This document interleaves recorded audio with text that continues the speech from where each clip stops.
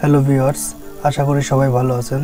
তো দেখেন, আমি কিছুদিন আগে এই পোস্টার ডিজাইনটি করেছিলাম ফটোশপের মাধ্যমে। তো এটি কিভাবে আপনি করতে পারেন চলুন আজ দেখে নেওয়া যাক। আপনাকে পোস্টারটা ডিজাইন করার জন্য ফার্স্টে কিছু টেমপ্লেট আপনাকে ডাউনলোড করে নিতে হবে। যেমন আমি এটাকে সাজানোর জন্য যে টেমপ্লেটগুলো ব্যবহার করেছি সবগুলো আগে থেকে গুগল থেকে ডাউনলোড করে নিয়েছি। তো আপনাকে এই পোস্টারটি ডিজাইন করার জন্য এই ধরনের পিএনজি ইমেজ গুগল থেকে ডাউনলোড করে নিতে হবে।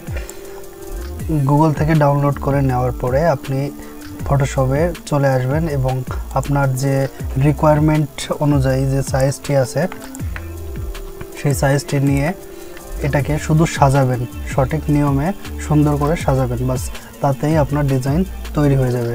তো আমি এটাকে কিভাবে সাজিয়েছি চলুন দেখা যাক।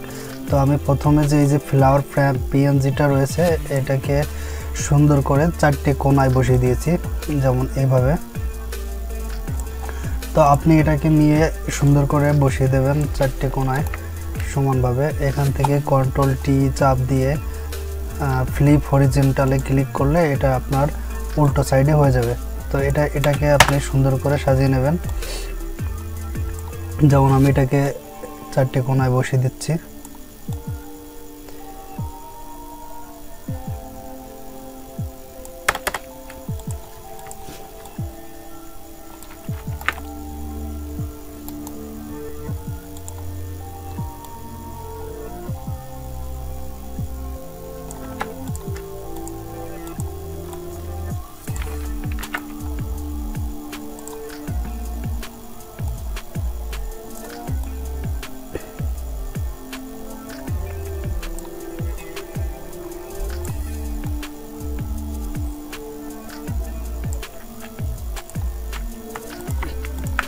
ফ্লাওয়ারটি 4টে কোণায় বসিয়ে দেওয়ার পরে আপনি এখান থেকে অন্য যে টেমপ্লেটগুলো রয়েছে সেগুলো নিয়ে আসবেন।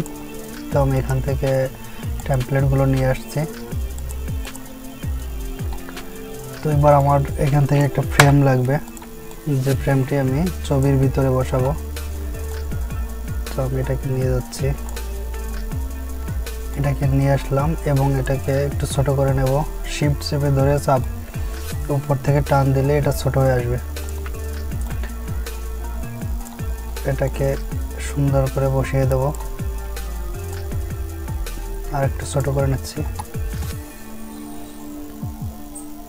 এবং হালকা অ্যাঙ্গেল করে রাখবো এটাকে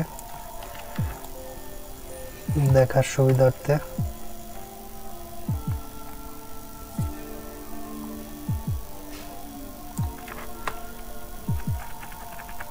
তো আমি ডিজাইনটি এখানে বসিয়ে দিলাম এবং ভিতরে দেখেন হ্যাপি বার্থডে লেখা রয়েছে। তো হ্যাপি বার্থডে আমি এটা এখান থেকে ডিলিট করে দেব। তার জন্য আমাকে এল এ চাপ দিতে হবে। ল্যাসো টুল ব্যবহার করতেছি আমি এখানে।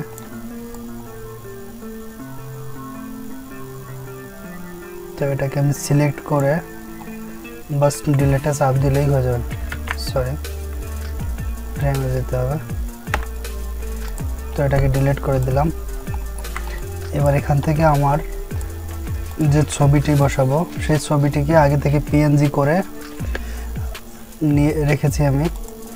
তো আপনি এটাকে আগে থেকে পিএনজি করে রাখবেন এবং ছবিটাকে এনে শুধু বসিয়ে দিলেই হবে। তো এটাকে দেখেন আমি পিএনজি করে রেখেছি।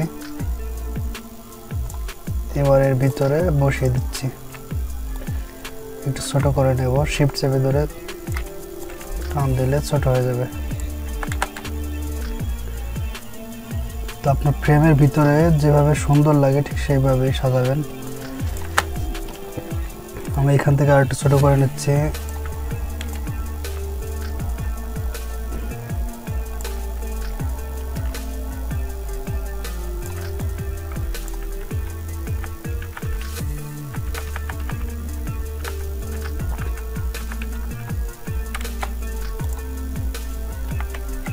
ছবিটা বসানো হয়ে গেছে। তো এবার আমি এখান থেকে কিছু বক্স নিয়ে আসবো, গিফট বক্স, যেটা আমি আগে থেকে এখানে বসিয়েছিলাম। এটাকে আমি নিয়ে যাচ্ছি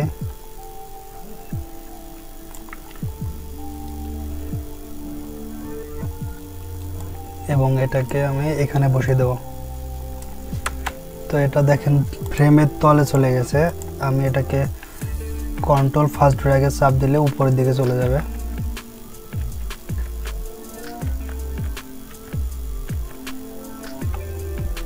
তো আমি এটাকে বসিয়ে দিলাম ঠিক ফ্রেমের সাইড বরাবর।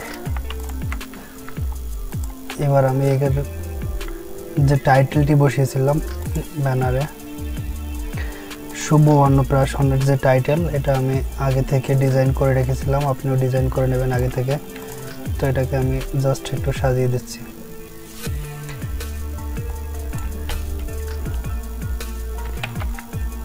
সরি, ছবি চলে আসছে।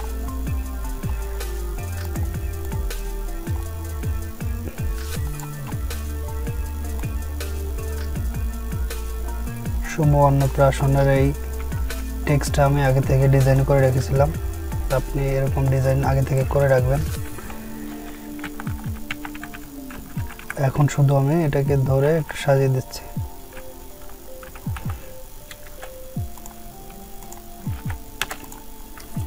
এরপরে আপনি এখান থেকে যে ডেটটা বসানো ছিল সেই ডেটটা আপনি নিয়ে আসবেন। এখান থেকে ডেটটা এনে এটাকে বসিয়ে দেবেন।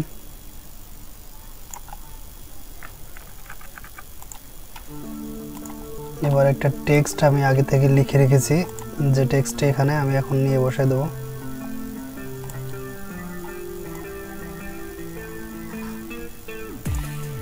এটাকে একটু ছোট করে দিচ্ছি।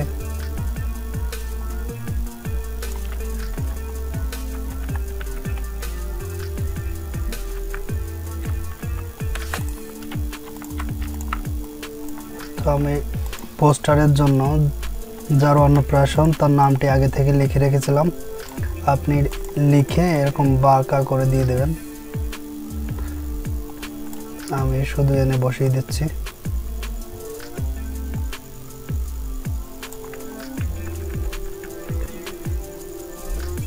একটু উপরে দিয়ে দিই।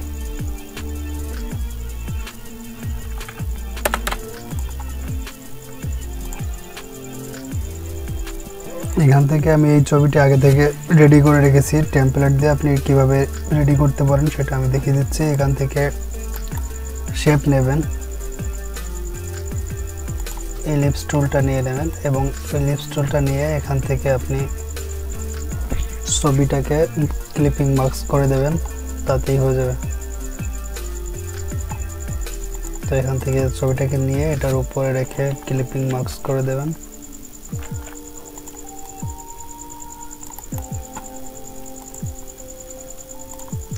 লেয়ারে এসে এখান থেকে ক্লিপিং মার্কস এটা করে দিলে ছবির ভিতরে ঢুকে যাবে। তো এই ডিজাইনটা আমি আগে থেকে বানিয়ে রেখেছিলাম। এটাকে আমি শুভ অন্নপ্রাশনের ঠিক উপরে বসিয়ে দিচ্ছি।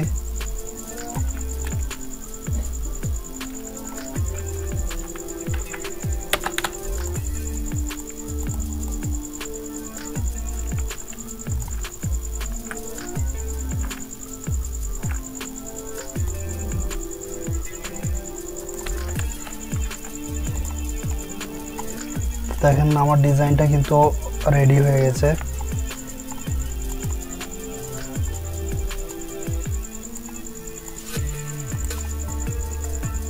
এখান থেকে আমি একটা পিএনজি ইমেজ আগে থেকে রেখেছিলাম, এটাকে আমি নিচে দিয়ে দিচ্ছি।